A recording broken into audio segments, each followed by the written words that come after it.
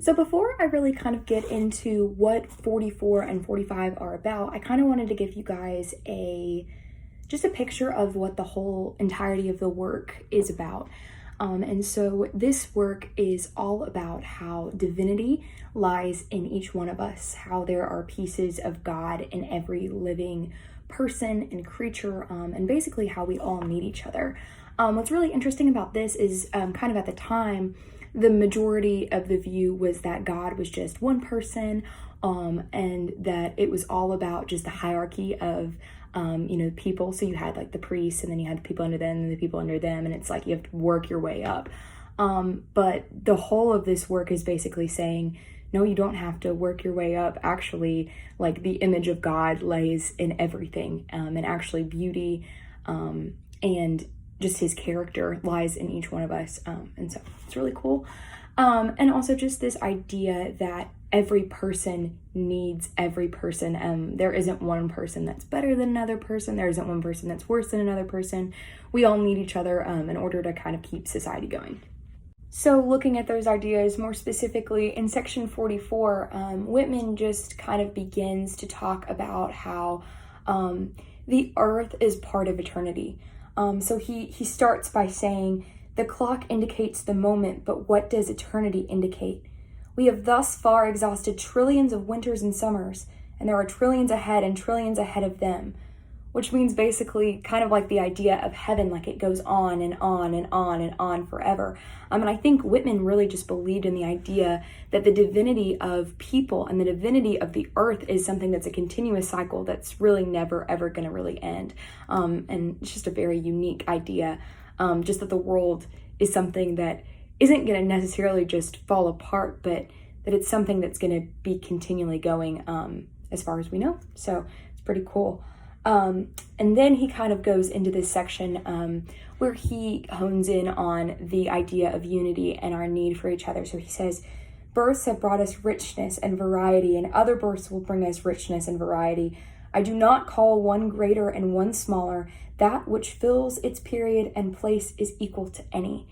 And so I think what he's saying there is really just that no matter who you are or where you were born or what your status is, you are equal, you matter, you're important, and you're needed in this world because each person is just called to do what they're specifically called to do, and it matters and it's important. And I think in our modern day context, that's really something that we need to remember, we need to hold on to more because we need people that work at restaurants so that we can eat, and we need people that break down garbage so that our garbage, gets taken out. We need doctors when we're sick. We need teachers so that we can continue teaching the next generation. We need welders.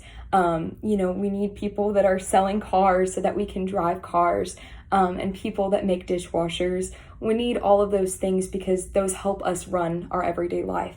And so I think that's a very special and unique idea. He continues this on by just saying that he is an acme of things accomplished and an encloser of things to be. And so this kind of just brings us into this idea of that even while we're at the peak of where we are, that we're going to keep going onto this other peak. And it's just, life is a continuum of just reaching the highest point possible, and then going even further than that, because you're never going to run out of things to accomplish and things to do. And I think that's a really special and unique idea.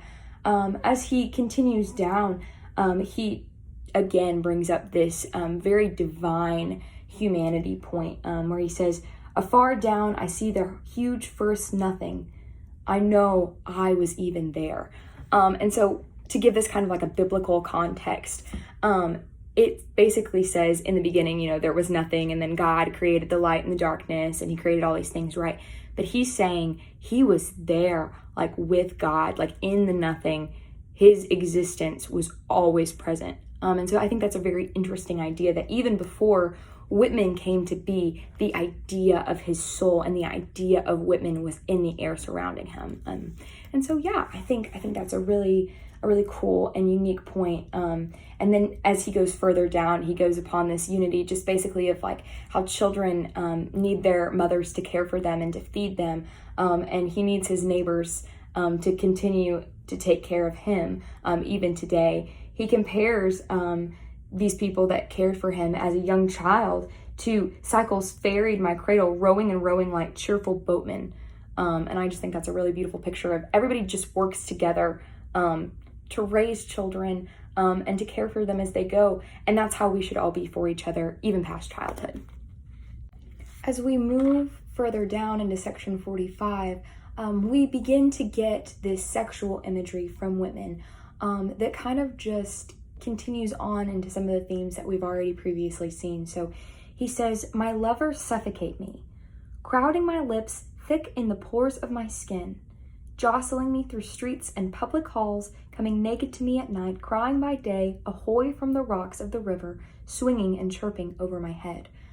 So when I read that and when I think about that, I just get this image of Walt Whitman being joined to the world intimately, as if there was a lover coming to him at night, or multiple lovers. You have the rocks and the birds and the ocean and the monkeys and all of the beautiful things of the world coming and surrounding him.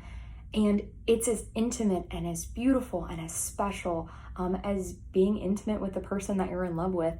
And I think a lot of people have read this and kind of taken it out of context and felt like he was being explicit for no reason, but there is nothing on the planet that's more natural than being intimate with someone. And to be that intimate with the world around you is just this beautiful thing, because it means that there's no barriers, there's no boundaries, there's no shame, there's no hiding. You just get to be in the world and get from the world what you want from it, and let the world give to you what it has to give you. And it's just a really cool and special look at the world, honestly. As it continues, it names more beautiful things, flower beds, vines, tangled underbrush. And then it kind of moves into this other section where it's this continuation of divinity and the just idea that the way that we live goes on forever and ever and ever. He says, "My son has his son, and round him obediently wheels. He joins with partners, a group of superior circuit, and greater sets follow, making specks of the greatest inside them."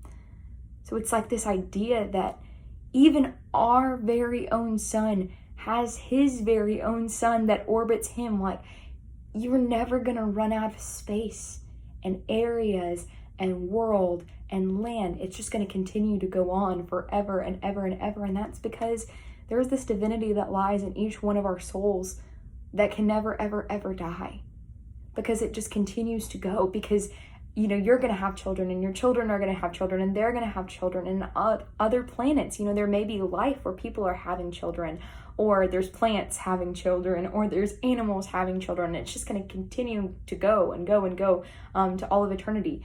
And so instead of it being this thing of like, we're waiting for eternity to start living, it's like, no, we're going to start living now. Live intentionally now.